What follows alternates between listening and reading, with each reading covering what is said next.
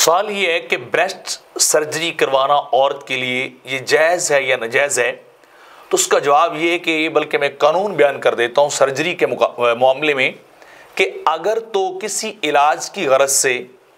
किसी जो है वो बीमारी की वजह से आपको सर्जरी करवाना पड़ रही हो, जिस्म के किसी भी हिस्से की, ब्रेस्ट को छोड़कर दाएं बाएं ऊपर नीचे आगे पीछे,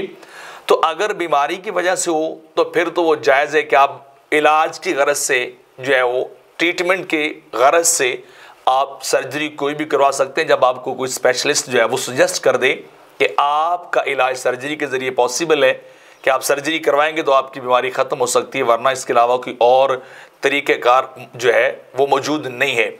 इससे हटकर सिर्फ ज़ेबो ज़ीनत और ख़ूबसूरती के लिए सर्जरी करवाना, चाहे वो ब्रेस्ट सर्जरी हो या बॉडी के किसी भी पार्ट की सर्जरी हो, वो सिर्फ़ और सिर्फ ब्यूटीनेस के लिए, ख़ूबसूरती के लिए अगर करवाएंगे तो वो किसी सूरत भी जमहूर उलमा ने उसको जायज़ करार नहीं दिया, क्योंकि अहादीस मुबारका में इसके बारे में प्रॉपर तौर पर जो इससे मना किया गया है।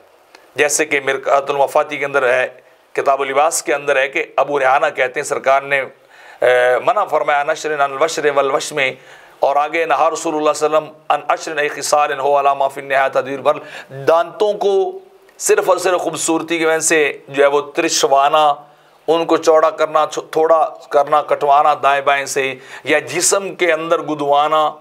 या बालों का बगैर किसी मतलब वजह के जो है लगवाना, मेडिकल वजह के अलावा लगवाना, या जिस्म के किसी भी हिस्से को कटाना, इसको जो है वो मना किया गया हदीस के अंदर। अल्लाह ने उन पर लानत की है जो लोग इस तरह का काम करते हैं। तो लिहाजा अगर तो आप बतौर इलाज करवाना चाहते हैं तो करवा सकते हैं, मर्द हो या औरत दोनों को इजाज़त है, लेकिन सिर्फ और सिर्फ कि अपनी खूबसूरती हो, बॉडी को खूबसूरत बनाया जाए, तो इसकी इस्लाम में इजाज़त नहीं है।